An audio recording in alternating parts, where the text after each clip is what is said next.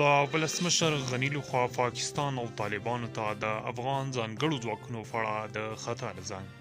دا چې تازه ولسمشر غني څه وویل، همدا ویډیو تر اخیره وګورئ.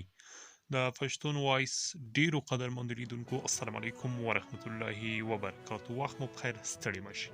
ستاسو پام راوړم یو تازه او مهم خبر ته.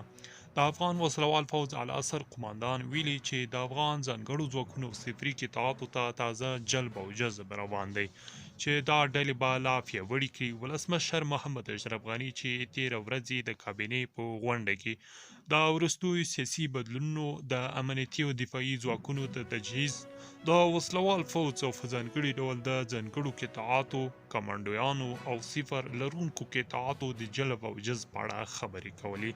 وویل بشپړ باور ولرئ چې شته ګواښونه به په پام امنیتي او دفاعي ځواکونو ته د استقامت ورکولو لپاره د منظم پلان په نوو بڼو تر لاس لاندې دی. د هوایي ځواک ټولې اړتیاوې سنجول شوې صفر لرونکي قطعات چې زموږ تر ټولو غوره قطعات دي چې په ډېره پیاوړي او لوړ فعال باید کار کوي او د نورو دریځو د جلب او جذب چارې هم روانې دي.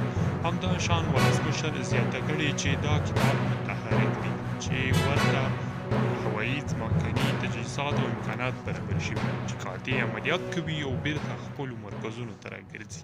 زموږ ځانګړي ځواکونه دوباره منظم شوي او د کمانډو په قطعاتو کار روان دی. د ولسمشرۍ ماڼۍ د معلوماتو له مخې ولسمشر د افغان سوله روانو خبرو کې په اشاره ویلي هیڅ معامله او د تسلیمېدو اراده موجوده نه ده. موږ په عزت ژوند کوو نن د زغم او ارادې پرته.